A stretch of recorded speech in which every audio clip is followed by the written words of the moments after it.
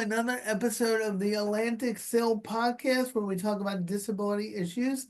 And I want to talk about, I have a great guest here, my friend Dan. I want to talk about a very important subject that is often not thought about. Say hi, Dan. Say hi to everybody. Hey y'all. Uh, the LGBTQ community and how that intersects, which if you don't know what intersects means, that's okay. Not everything's a college seminar, but all we're saying is overlaps with the disability community. And, I'm a member of the LGBT community, and there's such a wide community that it's so important that we hear from all voices. And Chris is here from the Trans Equity Coalition. Did I say that right? Did I get the name right? Did I get the name right? Yes. Yes, you Yes, did. okay. Yep. Okay, good Thank you so job me. much. And then good job me. I studied about really the his story, and really we're going to touch on the subject. So Dan, why don't you just introduce yourself and kind of tell us your story and how you got involved in this advocacy, disability, LGBT world? Sure. So, thank you so much, Don, for that amazing introduction. So, yeah, my name is Dan. I'm trans. I'm a trans man, and I'm disabled, but I haven't been disabled my whole life. I hope you can hear me okay. Yeah. Perfect. I've been transitioning since 2013, but I became disabled. I'm an amputee, right above knee amputee as of 2020 due to COVID complications as of 2020. And being trans and being disabled and having that intersectionality really created more issues for me than I ever thought it would. Being trans already created a lot of challenges trying to get medical care and already living through the world and making my way through life. And and as as we were discussing before, like being part of LGBTQ spaces that are supposed to be inclusive, having that additional identity as being disabled, that is one of the things that often gets forgotten about or swept under the rug, so to speak. So that's one of the things that really pushed me to be more of an advocate and get started in my work for Trans Equity Coalition, because I wanted to make sure that that impact is widespread, not just as part of my trans identity, but also my disability identity, because I want to make sure that it's accessible for all and inclusive for all. Yeah, Uh, those are great points. And I just think what you said there about your story is so powerful too, about people often forget that disability can happen to you at any moment. Like disability is, you know, something that if you live long enough, you're gonna get eventually, and it can happen at any moment. Like you had COVID and had complications, and then had to adjust to a new life. So what what are the challenges you think uh in the LGBT, like what barriers have you faced with your disability along with being trans, if any? Like what have you come across? What has been kind of frustrating, and what do you think we can work on as a community and as a society? so, a lot of the events, I think, or one of the, yeah, a lot of the events or a lot of the things that the LGBTQ community tries to put together for connectedness always sometimes forgets that the disability that some of us are disabled. So the events are not always accessible, right? And I'm not, as somebody who has recently finally started using a prosthetic leg, before now, like I've been in a wheelchair. And so that's really kind of been frustrating that when I was in my wheelchair, like a lot of the events, whether it's in a bar, restaurant, or hiking, it's like it really wasn't for me. So a lot of times I only It's could take always a advantage. party. It's always like Yeah, you know. So it's like it's hard to be a part of that, and I want to be that. I want to be out there, and I want to be with friends and make new friends. But it's like, how can I be a part of that if I have to check and make sure like, oh, I can fit through the door. I can, that there are elevators, that isn't just stairs to get into the place. Yeah, I've had the same thoughts about hiking as well, and not that I don't Yeah. want anyone to hike, but like you just got to make sure you have other events too, because I know as you know, when I came out, the first thing you look for is community, because you want that connection with people, and if you can't access it, you can't access it. And I think I heard you say in one of your speeches when I was with you in advance, is it true that people who are trans are more likely to have a disability? Is that a true statistic, or is that Yeah. accurate? Accurate. So we don't think about that. We don't even think about that and Yeah. how it intersects. So talk about that. Why do you think that is? Why? What are some effects? I mean, I have theories, but what do you think? So I think it's just, okay, so you have some theories and I have my theories too, right? Yes. Um for me, it's like you are already you're already a minority, right? Trans people are already maybe 1 to 5% self-reporting. And of that minority population, like we are likely to have neurodivergencies and physical disabilities, right? And it's over half reported having those disabilities.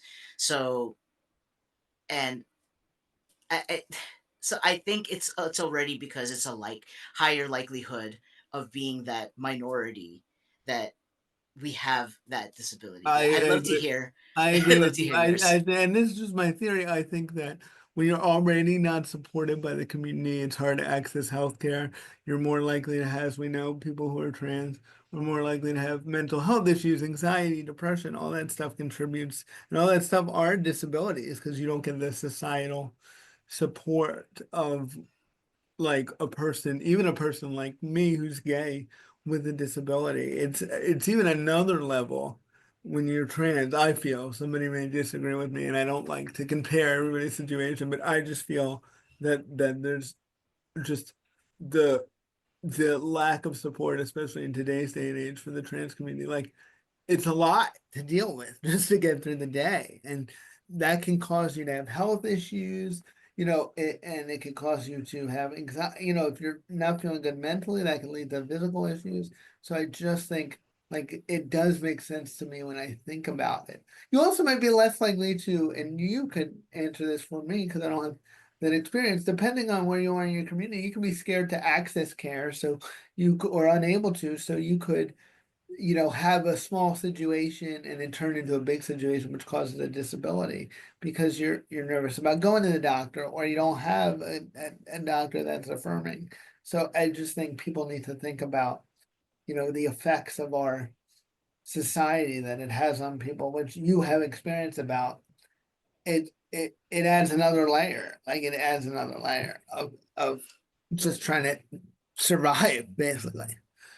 I think that's a great point. Yeah, it compounds, and especially like we Trans Equity Coalition did a survey starting 2023 into 2024, and what we found was members of our community were still commuting over an hour to find inclusive care, medical care that they found was comfortable, that they were comfortable with.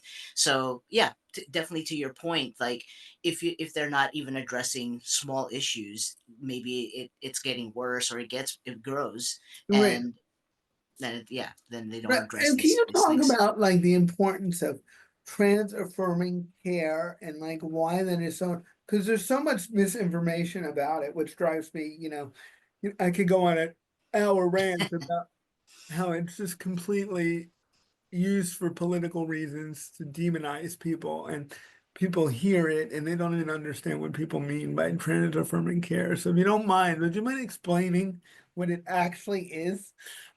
Yeah, definitely. So trans affirming care, right? It's a doctor who understands like, hey, here's a trans patient and they want to be called by a specific name, specific pronoun, and maybe they don't want to go through certain medical transition. And we have members of our community who are non-binary, and they want to be addressed and seen and validated a specific way, and that leads to a certain level of just competency that that they just want at least that portion of their identity to be, like I said, validated. But gender affirming care is different from trans affirming care in that gender affirming care is for everybody, right? Even for cis people, right? Hmm. When we think about hormone replacement therapy, gynecomastia surgery, so that applies to cis men as well, who may have breast tissue and they get top surgery. That isn't exclusively for trans men, for example. So, and then to your point, as far as trans affirming care, there are some doctors who may claim like, "Hey, I'm an LGBTQ like competent doctor," Yeah. but they're not. They don't actually understand like, oh, these are your preferred pronouns, and then they still and their staff still ends up misgendering Yes. a trans patient. So it really is just providing that training to their staff, to your doctors, and making sure that they understand, hi, we have a trans patient and they want to be respected and called by these specific pronouns, this name, just because they may have different documentation that hasn't been updated yet on their legal papers, especially in this administration, this time and age where it may be dangerous, Yes. especially with the executive orders that have been put out that says specifically there are only two genders, and Yes. it's what you were assigned at birth. Yeah, and So that's something that drives me, also just as inaccurate, people not understanding the difference between, biological gender and gender identity and why, you know, people really need to educate themselves on that. And could you briefly explain? Because it's about, it's different than biology. We're not talking about biology. Trans people are aware what their biology says. It's just about yeah, it not lining up with who they really are. So can you, because that frustrates me when people make those snarky comments like there are only two genders. Like, okay, like it's more complicated than that. That's not what, and nobody's denying that there are biological genders, but can you explain that to people? sure, yes.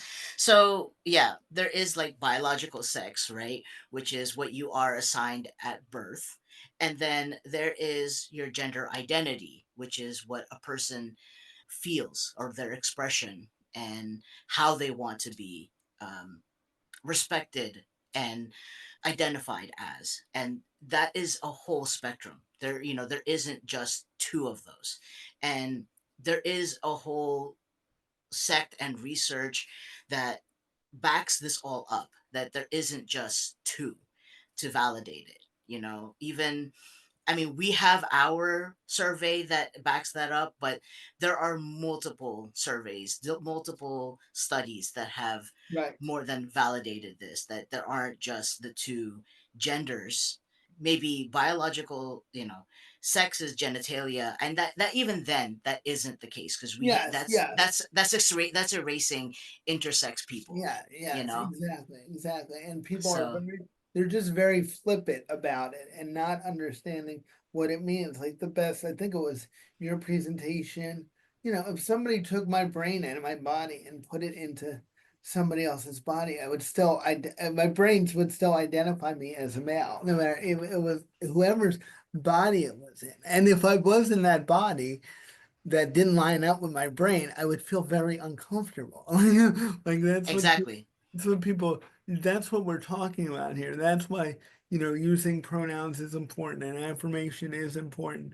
It's about treating people with respect so that they can be fully participating in our society. Because talk about that now. I'll touch on this too. Like the mental health effects of not treating trans people with respect are really devastating. And one of my frustrations is there's so much conversation sometimes around the trans issue, and I always have to hear about, what if somebody's uncomfortable, a cis person is uncomfortable in this X 1% situation that has never happened either. But people who are trans are forced to be uncomfortable all the time, and not getting that affirmation can lead to, you know, really tragic consequences. And talk about that, like the mental health effects that I still don't think get talked about enough about creating an unaccepting society. Right, right. Like, you know, you affirming a trans person's identity is all about respect, like you were saying.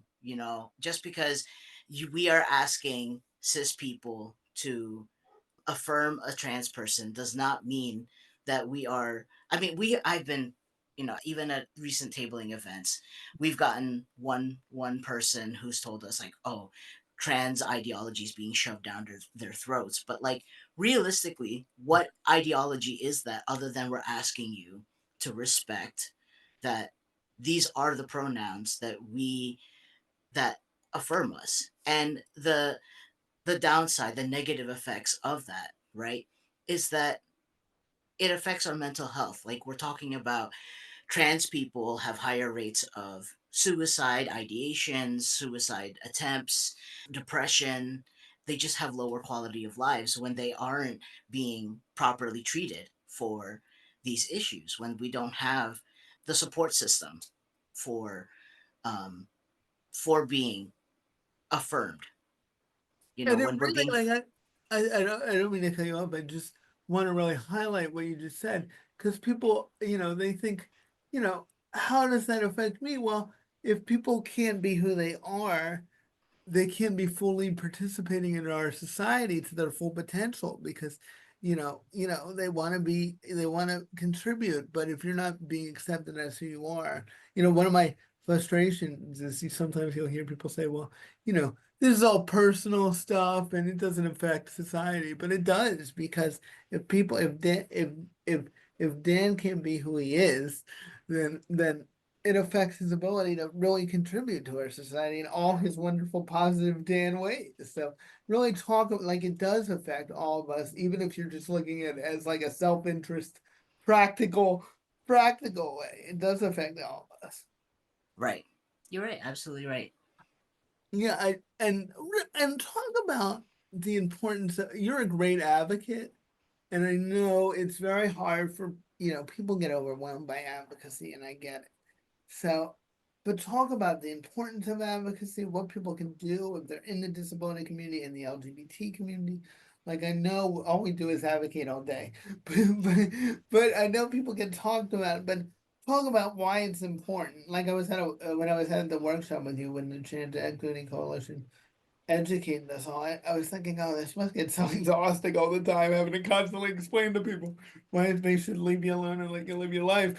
But like, why is that important? Why is that work important? And what can people do to help, to be good allies, as they say, to help people out? Because I'll never know what it's like to be trans, but I do want to help the best I can, and so what's your advice on that? How people can get involved? Okay, so one of the things that we've been sharing, or the tips I should say, is, you know talk about us, even like, advocate for us trans and disabled people, even when we're not in the room, right? Like, do the work to include us in your spaces and advocate for us when we're not in your spaces. Like, let's say you know someone who's trans, and you hear someone misgendering us or using our dead names. Correct that person. Like, don't don't be a bystander, especially if you Exactly. have that privilege, you have that power to write then and there and just say no. They go by this name and this is their pronoun. And if you are wondering to yourself, like, why aren't trans people in this space? Why aren't, ask yourself that question. Why not? What do we have to do to include trans people in these spaces? Um, because why are we excluding trans people in these spaces? All right, what I think vibe, as the kids would say, what vibe are we giving off where they don't, they don't, it could be unintentional, by the way. It could be like, we see that a lot in the disability community too. I mean, I see that a lot too. I mean, people are like, but we do welcome with people with disabilities. But like as Dan said, if I can't get to your event, like you do make it It is hard. Like you're excluding me even though you're not trying. I know you're not trying. Like you're not waking up every day and going, I hope people with disabilities don't show up. But there are things you do. And what you talked about too is so important. Because that's speaking up. I know it's intimidating, but it can just be a little like, dude, that's really uncool to do that to somebody. Like you don't have to get out a whole PowerPoint presentation about like, everything, and like that can change the energy in the room times because a lot of people would also probably feel that way, but maybe don't have the courage to say it because they might add like, yeah, I think that's really uncool too. Like, Right. so I've seen that happen where you can change the energy in the room. And like if somebody reacts in a negative way, that tells you more about them than you, and then you have to consider whether this person is worth being around or not. But like nobody says you have to get in some Lincoln Douglas debate with everybody, but you can change the energy, change the vibe, change the culture in the room by saying, actually, dude, like I just want people to be living their lives, and I'm gonna honor somebody's just like I want to be called what I want to be called. Like I wouldn't like it if people just ran around calling me Ronald. Like that's not my name. Like that's not Yeah. who I am. But like when people who are trans ask to be called who they are, some people are like, I don't understand. What do you mean you don't understand that? You're called what you want to be called every day. Like, Yeah.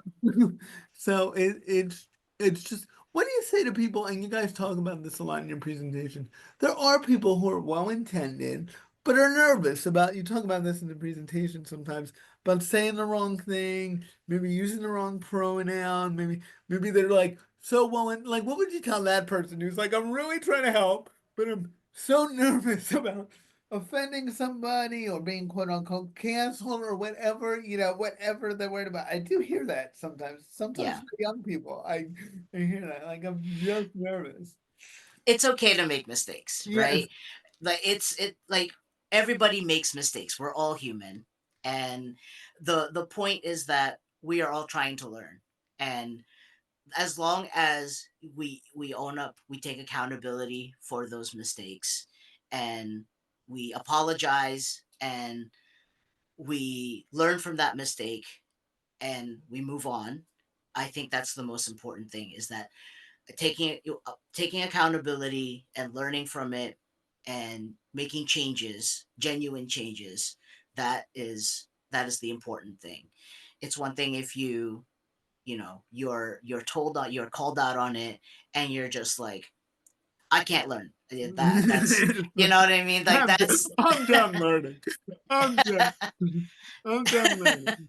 I'm done. yeah. Yeah, just having a little humility and like understanding and doing there's a lot. The other thing I would tell people is there's a lot of great research out there. Like you do have a phone, you do have Google, like there are great videos, there are great organizations. You can do a lot of the work yourself too.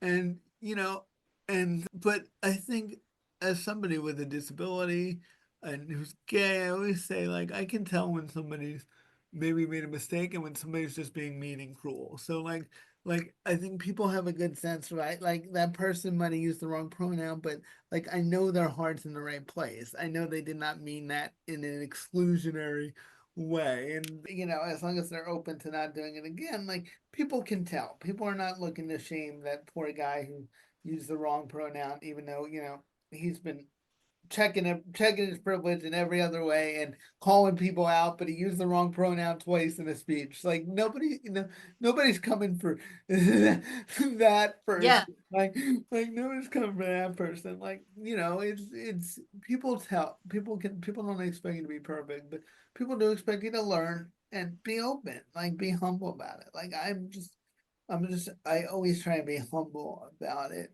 Even in the disability space, I lived my whole life with a disability, but that doesn't mean I'm an expert on everybody's disability. And like the experience of me, like a white guy with a disability, is this white guy with a disability is different than Dan's experience with a disability.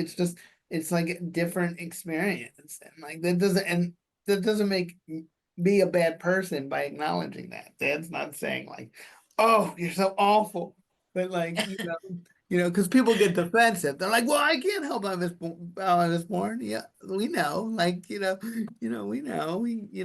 But you do have a responsibility to look out for people who can't speak up for themselves, or it's hard to speak up for themselves, and to, just learn. And what do you, and I'm gonna end with this. So how do you think we can better work together? Because we have all these intersectionality and like, but then we're still, because we're human, we're still siloed sometimes, right? It's like we don't talk about disability in this group. And if you're in the disability group, like I can count on one hand the number of times I talked about the people who are trans. Like it, we don't like, even though like people in these spaces, people in the LGBT space are very pro disability, and people in the disability space are very pro LGBT. But like it doesn't, we don't see that. It's all connected. How can we do that? How can we break down those walls? Because I know I struggle with that. It's like tough. Yeah, I struggle with it too, honestly, but I think it is a lot of building that community, right? A lot of us are, building resources, and like you said, we are constantly advocating, constantly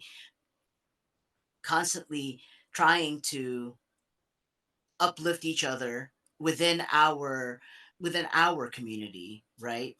But it doesn't end there, right? Just because, like, Trans Equity Coalition is our mission is specifically for the trans and non-binary community. The trans and non-binary community will have disabled individuals, so it's important for us to make sure that we are reaching out to other organizations like yours. Right. And we're partnering with everybody, because Yes. at the end of the day, like, we need each other, so Right. it's all about community building Right. and doing these things and reaching out and just making sure we're all connected. And Right. That's such a great point you made, Dan. Like people always ask me, how do we get people with disabilities in this room? And I'm like, chances are people with disabilities are already in that room. You just don't talk about disability that much because it's 25% of the population. So, like, you could bring up at a meeting and say, how can we get more people with different identities and bring up your identity and make sure we're inclusive? And chances are you're going to see if it's a decent sized room and I could say like five people, somebody's going to be like, oh, yeah, I have that identity and this is how I would reach out, or this is an organization I would talk to. And maybe having more of our meetings on Zoom, or making sure we're reaching out to trans affirming spaces, and so they feel welcomed. Like, you know, that stuff is really important. And I was gonna end with that, but I'll ask you one more question because this is really a critical time that we defend the trans community, and I really try not to get so political on my podcast. I try to be even keel because I could go on for hours and hours and hours, but I do want to make sure that people understand how vulnerable the trans community feels in this moment and how important that is for those of us with more privilege to stick up for them. Like I am just gonna say this, and this is my personal editorial as somebody who's gay and has a disability and who's white. I feel like I have a responsibility to speak up for people who are trans, because and they try to divide us. I've had people come and say, I'm pro gay, but this trans stuff, I don't know. And I'm always like, you got the wrong you got the wrong guy. Sorry, like you got the wrong, because I know, and I will just say to anybody who's in an underserved group, I'll say this to anybody. They people start with the most marginalized, but they eventually get to you eventually. So don't think that they'll let you be safe. They're just starting at who they see at the bottom of their list. So can you speak to that about the important, because trans people are only about 1% of the population, and we just, so you can't fight it on your own. You can't fight it on your own. yes, absolutely. Like, to your point, we are a vulnerable population. We're already a minority of a minority. And I thank you for standing with us, and, not being part of the divisive rhetoric, because it is, you're right. Trans rights are human rights, right? They try to come for us first, but eventually they will get to everybody. And at the end of the day, all we want is the right to the right to be, the right to exist, the same rights as everyone else. And so far, there are a lot of legislative bills that are being introduced to strip away our rights to discrimination or freedom from discrimination that we previously had. And that is what we're working against. That's what, well, not us specifically, but the community and others that support the trans community are working against. So that's what we have to do when you say that you are an ally for the trans community, is that you know that you are supporting trans rights, because at the end of the day it is, like I was saying, trans rights are human rights. Like, it's about supporting healthcare rights, it's about supporting freedom from discrimination, it's about It's about all those it's things. It's about, yes, supporting the right to privacy, supporting the rights of parents to get their kids the care they need. It's about all the things. It's about freedom at the most basic level. It's about freedom. And exactly. if one person's not free to live their life, then nobody's free to live their life. And I'll just end with this. And nothing making the trans community's life harder is not going to improve your life one bit. It's going to make it worse. So beware of, and I'll just say, beware of any politician on any side of the aisle, no matter where they are, who tells you that your life can be made better by restricting somebody else's right to health care, or you're gonna get a job, or you're gonna get more. It's been tried over and over again throughout history. Just insert your next group here, and it's never worked. And trans people are at a disadvantage that sometimes, again, I'll speak for the LGBT community. One of the reasons why gay people got more acceptance is because people started to realize, hey, my brother's gay. Hey, all these people. But like, it's harder for people to, especially in real isolated communities. People may not realize that they know a trans person or may never met a trans person. So it's very easy to be susceptible to misinformation because it's easy to demonize what you don't know. So Yeah. you know, because the first thing I think about when people start demonizing is the people I know who are trans. So I get real like that's what gets my back up. Like you're coming for that, like coming for people I know and care about. Like, and I hear you. I know what you're doing. So just do what you can do to support. Thank you, Dan, so much for joining us. Send me any links to the Trans Equity Coalition, any good documentation. So we'll put it in the bio so you guys can promote your stuff. And just any last words? Um, Thank you so much, Don, for having me on, and I really appreciate you taking the time to, uplift the trans community, like I said, take some time to spotlight this issue and defend us. It really Yeah. means so much to me, and also, while spotlighting the intersectionality of the disability community, because it isn't talked about enough. I think we were talking about it at the South Jersey queer conference. Yeah. It is a big issue. Yeah, because And me and what we sneak it in there. We're always like, "We sneak it in," and this is why disability is important. And we'll be like, yeah, yeah. So, yep. yep. And I appreciate you. And I just want to give a shout out to the trans community. Thank you so much for fighting for my freedom and fighting for my right to be alive because you guys are on the front lines of all this stuff, and the freer you are, the freer I'm gonna be. So we all have to have each other's back and be informed and support each other So thank you all so much for listening, and we'll see you next time. Thanks. Bye. Bye.